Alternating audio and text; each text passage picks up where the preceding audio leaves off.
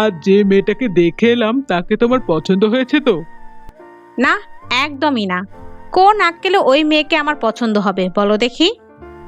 পছন্দ না মানে? মেয়ে রূপে লক্ষ্মী, গুণে সরস্বতী, গান বাজনা লেখাপড়া সবই তার জানা। সে যতই ভালো হোক না কেন, মেয়ের মুখ আমার পছন্দ হয়নি। কি বলছো? অমন মিষ্টি একটা মেয়েকে তোমার পছন্দ হয়নি?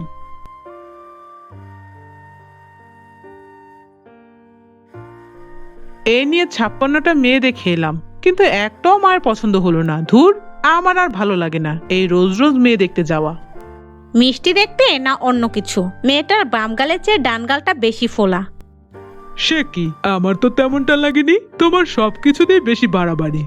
তোমার চোখ থাকলে তো তুমি সেটা দেখতে পাবে।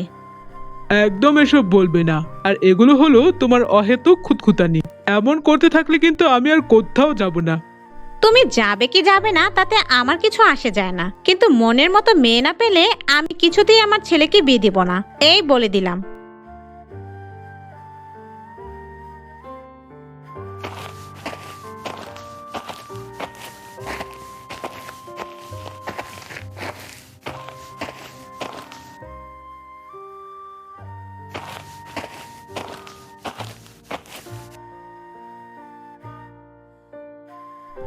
ব্যাপারটা যেভাবে এগোচ্ছে এভাবে চলতে থাকলে এই জন্মে আমার আর বিয়ে হচ্ছে না। এবার যা করার আমাকেই করতে হবে। কালই পত্রিকায় পাত্রের জন্য বিজ্ঞাপন দেব।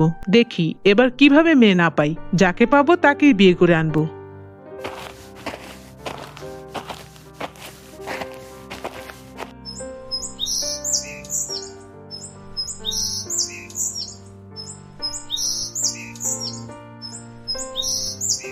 কি হয়েছে রে তোর? কদিন ধরে দেখছি তুই খুব আনমনা হয়ে আছিস। মুখে কোনো হাসি নেই, কথাও ঠিক মতো বলছিস না। কে আর বলবো, কদিন ধরে আমার খুব বিয়ে করতে ইচ্ছে করছে রে। বিয়ে করবি? তাহলে করে ফেল বিয়ে। তা কোন ভূতকে পছন্দ তোর?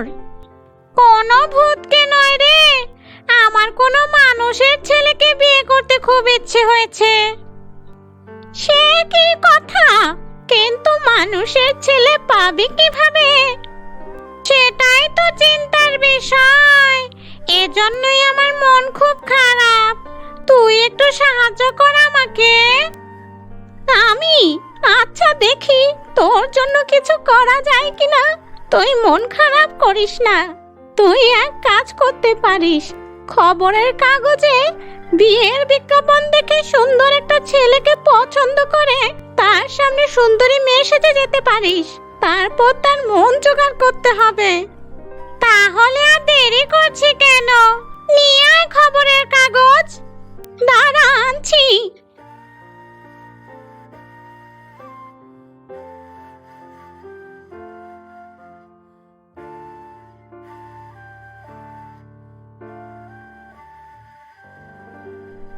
এই নে খবরের কাগজ।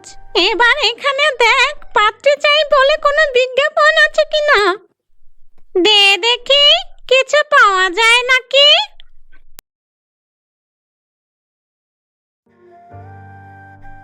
এই তো পেয়েছি, পাত্রের ছবিও দেওয়া আছে। পাত্রের নাম বাবু রায়, ভালো চাকরিও করে, যোগাযোগের নাম্বার দেওয়া আছে। কি সুন্দর দেখতে রে। তাহলে আর দেরি করিস কেন, এখনই কল কর।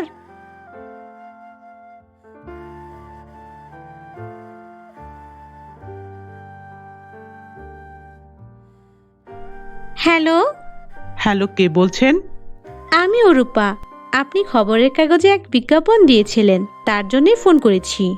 তা আপনি পাত্রের কি হন? আমি পাত্রী। ও মা, তাই নাকি? আমাকে বিয়ে করবেন?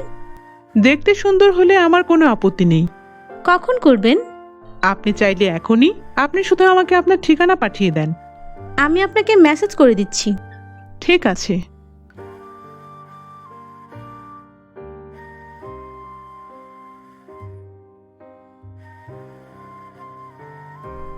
মা, ও মা।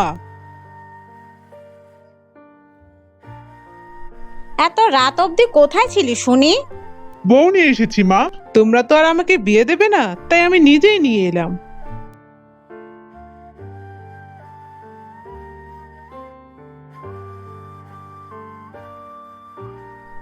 কি হয়েছে, কি এত চেঁচামেচি শুনছি?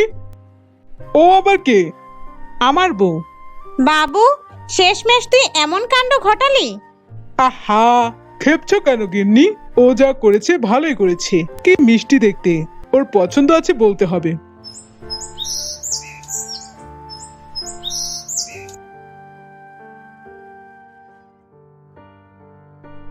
বাবা, আমি আপনাদের সকলের জন্য সকালের নাস্তা বানিয়েছি। এই নিন চা আর ডিমের অমলেট। কিন্তু ঘরে তো ডিম নেই, তাহলে তুমি কিভাবে ডিমের অমলেট বানালে? ফ্রিজে তো ছিল মা। অসম্ভব, ফ্রিজে একটাও ডিম ছিল না।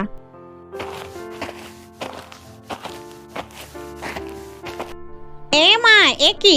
মাটিতে ওর ছায়া পড়ছে না কেন? শুনেছি অশরীরীদের ছায়া মাটিতে পড়ে না। ওরে বাবা, এটা যদি সত্যি হয় তাহলে আমাদের কি হবে?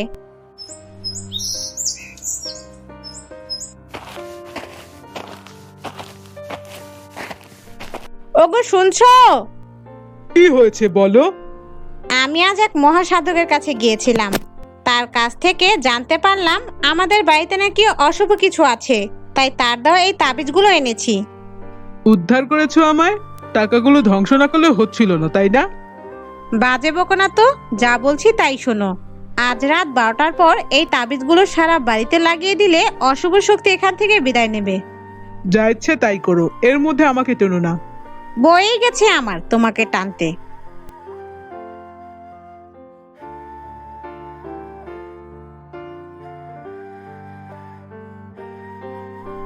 যাই, এখন সারা বাড়িতে তাবিজগুলো লাগিয়ে আসি।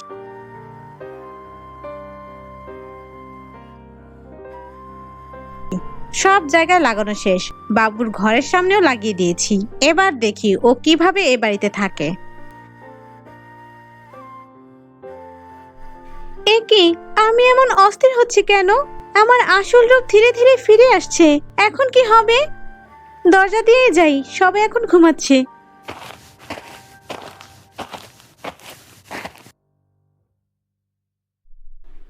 এ কি হলো? আমি দরজা দিয়ে যেতে পারছি না কেন? আর একটাই মাত্র পথ, জানালা। কেউ টের পাওয়ার আগেই আমি পালাই।